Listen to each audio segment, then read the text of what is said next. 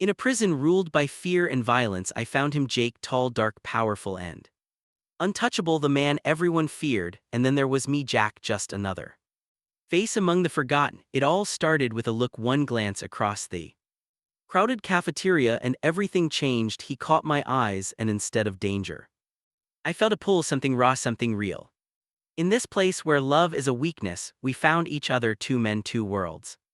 And one secret that could shatter everything. This is our story, a forbidden love filled with desire, conflict, and the fight to hold on to what we feel no matter the cost. The cafeteria buzzed with noise, trays slamming, men shouting, the occasion thud of a fist hitting a table. It was just another day in hell. I sat alone, shoveling food into my mouth, keeping my head down like I always did. In a place like this, you survive by staying invisible. But that day, everything changed. The room fell quiet for a second, just long enough for me to look up, and that's when I saw him, Jake. He was everything thing I wasn't: tall, broad-shouldered, dark skin gleaming under the harsh lights, and a face that looked carved from a stone. His expression was cold, dangerous, the kind of look that made grown men shrink in their seats. My heart skipped. I knew who he was.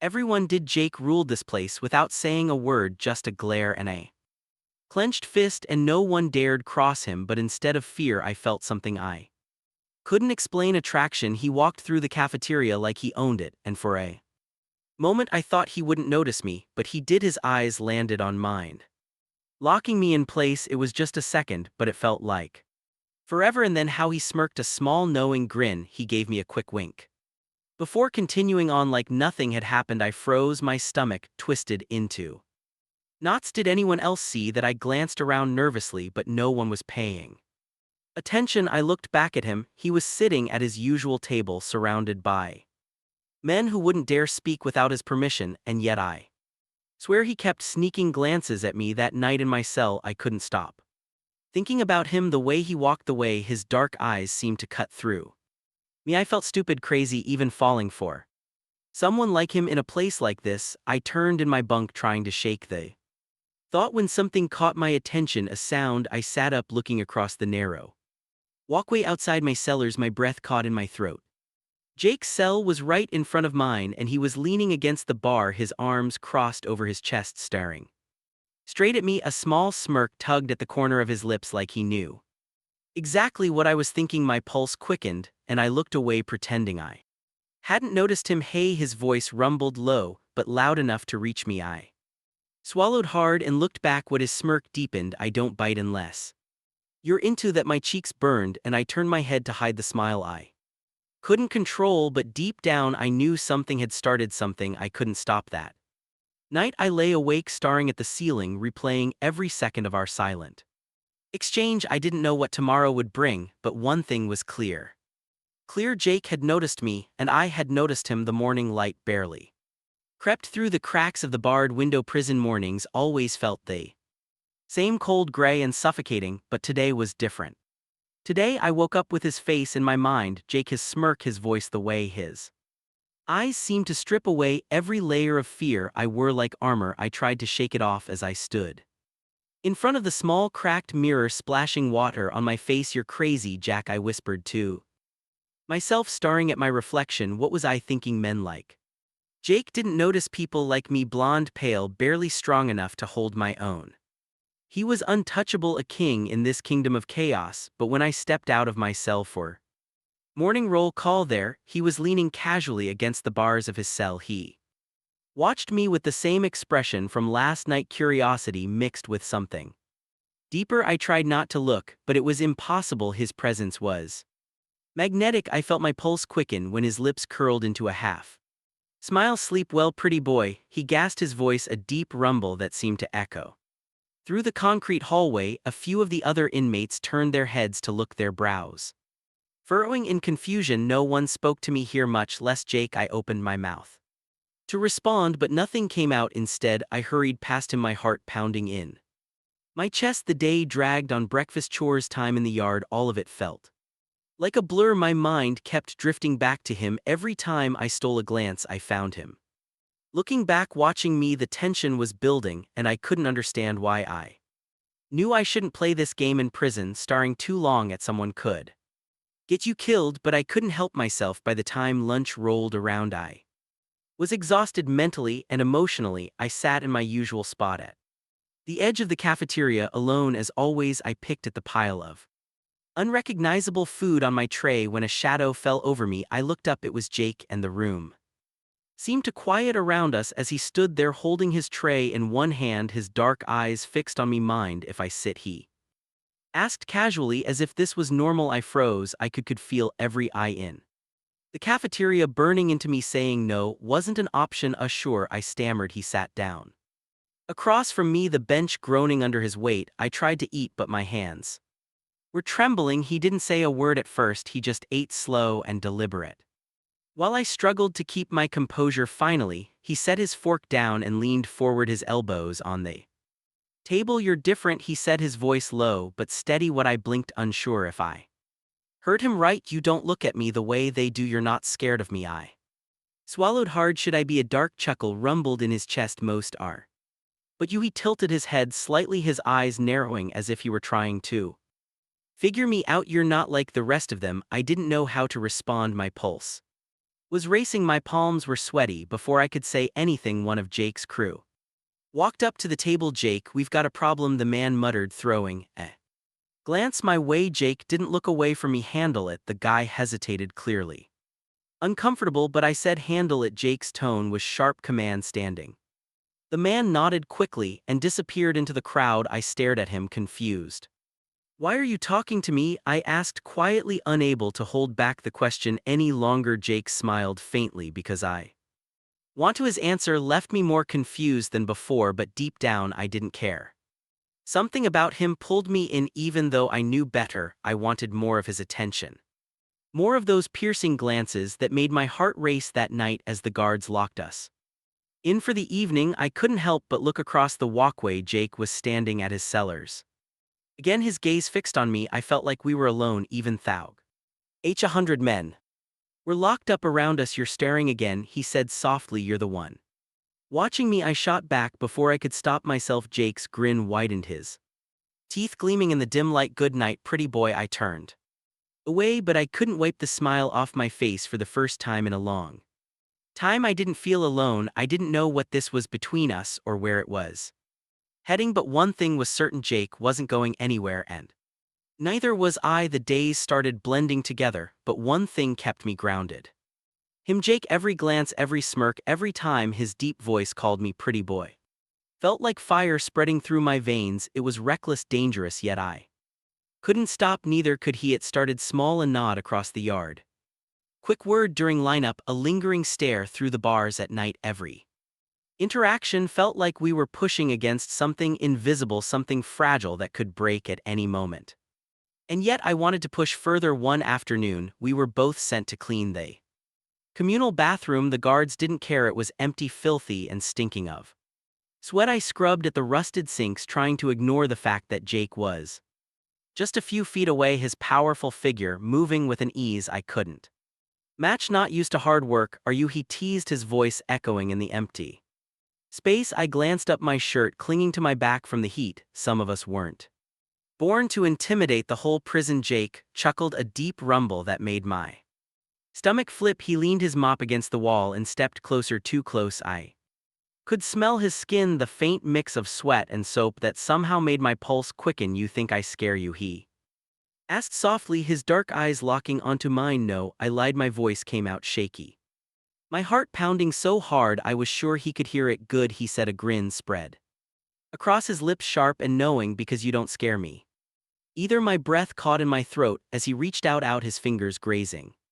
my jaw. It was just a touch, but it felt like lightning had struck me. He leaned in slightly, his voice dropping to a whisper. You keep looking at me like that, Jack. What do you think's going to happen? I didn't know how to answer. My entire body froze as he stood there waiting, and then, like a coward, I pulled away. We should finish cleaning, I mumbled, turning my back to him. For the rest of the day, I avoided him. I told myself it was safer this way, that nothing could come of it. But that night, as I sat on my bunk staring at the ceiling, I couldn't stop replaying that moment, the way his hand felt on my skin, the heat in his voice. I sat up, suddenly feeling restless. The cell block was quiet, most of the men already asleep. I shifted toward the bars and looked across the walkway. Jake was there watching me. His arms were folded over his chest, and his eyes gleamed in the faint light. "You're running," he said. Softly. "What are you talking about?" I whispered back from me. From this he paused, his expression serious. "You don't have to." I gripped the bars tightly, my knuckles turning white. "Why me, Jake? Why are you even talking to me?" He tilted his head slightly, considering me. "Because you're not like the others, and neither am I." A long silence stretched between us. I didn't know what he meant, but I felt it. The truth of his words settling deep inside me. "Get some sleep, pretty boy," he said. Finally, his voice softer this time. "Tomorrow's a new day." But sleep didn't come. I lay awake in my bunk, staring at the ceiling, my mind racing. I knew I was playing with fire in this place. Men like Jake weren't supposed to get close to men like me. It broke the unspoken rules, the ones that kept us alive, and yet I couldn't deny it any longer. I wanted him, and part of me knew he wanted me too. The morning came with the usual clanging of metal doors and shouts from the guards, but my mind was elsewhere. My head was still spinning from the night before, from the words Jake had said to me. "You don't have to run." The truth was, I didn't know if I wanted to. As I stepped into the yard for our daily hour outside, the sun hit my face, but I barely noticed it. My eyes searched the crowd of inmates until they found him. Jake, he stood near the far fence, surrounded by his crew, towering above the others like a king among peasants. His presence was undeniable, the way everyone seemed to move out of his way without him saying a word, and then he looked up. Our eyes met, and for a split second the world seemed to stop. His lips curled into that familiar smirk, and he gave me a slow, deliberate nod, a silent message only I could understand. My heart raced as I turned away, trying to focus on anything else, but avoiding him wouldn't last long. Later that afternoon, the guards assigned me to sweep out the laundry room. It was isolated, the kind of place inmates like to use for fights or worse. I didn't think much of it as I started cleaning, my head down, the sound of the broom scraping across the floor filling the silence. Then the door creaked open. I turned sharply, my breath catching in my throat. It was Jake. He stepped inside, the door clicking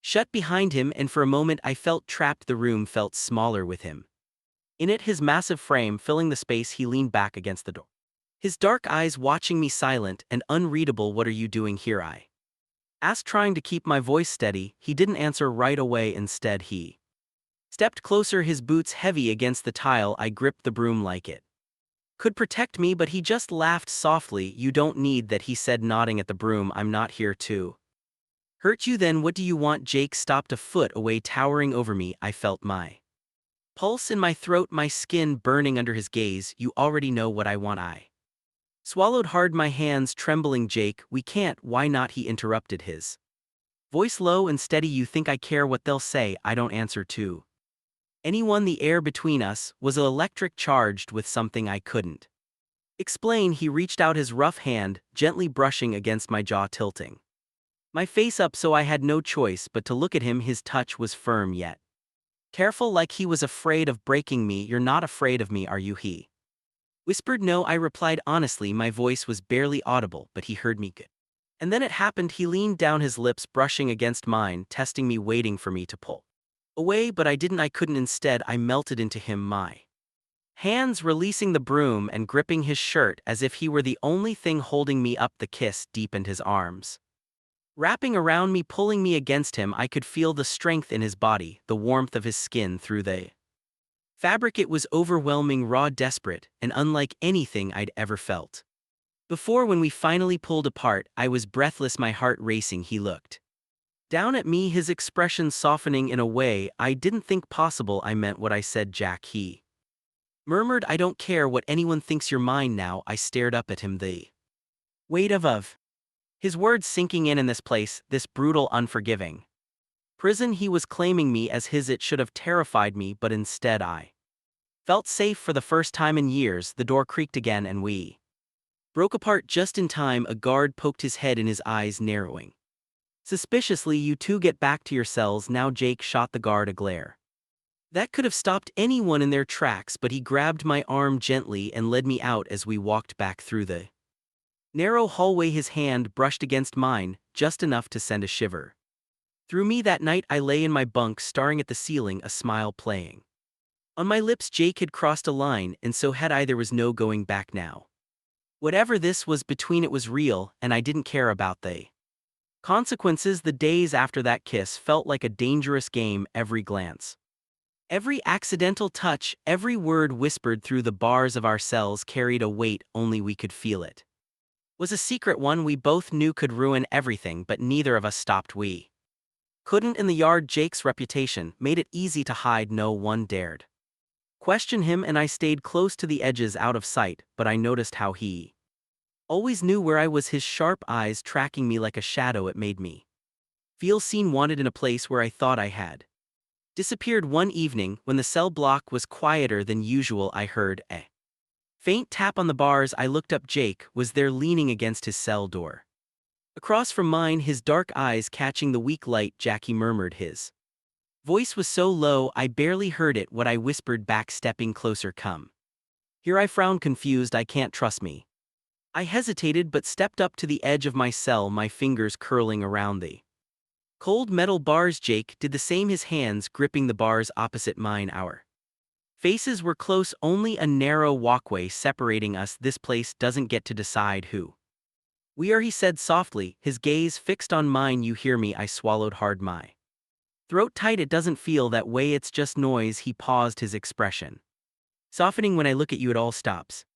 Those words hit me like a punch to the gut. I opened my mouth to respond, but the sound of heavy boots broke the moment. A guard was walking down the block, his flashlight sweeping across the cells. Jake stepped back into the shadows, his eyes never leaving mine. As the light passed, the next day in the showers, things escalated. The showers were always tense. Men kept their heads down, watching their backs, knowing a single slip could mean disaster. I tried to move quickly, focusing on the water as it poured over me, washing away the grime of the day, and then I felt it. Someone was behind me. I turned sharply, my heart jumping into my throat. It was Jake. He stood just a few feet away, his body towering over mine, water streaming down his skin. I froze, my pulse hammering in my chest as his eyes locked onto me. "You're tense," he said, his voice a low rumble that carried over the hiss of the water. "Because you're standing there like that." I shot back, trying to sound braver. Then I felt Jake's lips curled into that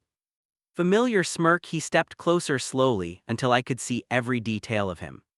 The scars along his arms, the hardness in his eyes, and the softness only I seemed to notice. "No one's here," he said softly, "just you and me." I didn't move as he closed the distance, the steam curling around us like a veil. I felt his hands on my shoulders, strong, steady, and surprisingly gentle. My breath caught in my throat as he leaned in, his forehead resting against mine. "Do you trust me?" he asked quietly. I didn't know why, but I nodded. "Yeah." And then he kissed me. It wasn't like before. It was deeper, slower, filled with something I didn't understand but craved. His hands moved down my arms, gripping me like I was the only thing keeping him grounded. I felt the warmth of his skin against mine, the strength in every movement. When we pulled apart, my heart was racing, my body trembling. He stared down at me, his expression serious. "You're mine, Jack, you understand that?" I nodded, unable to speak. "And no one touches what's mine." There was a finality in his words that sent a shiver through me. It wasn't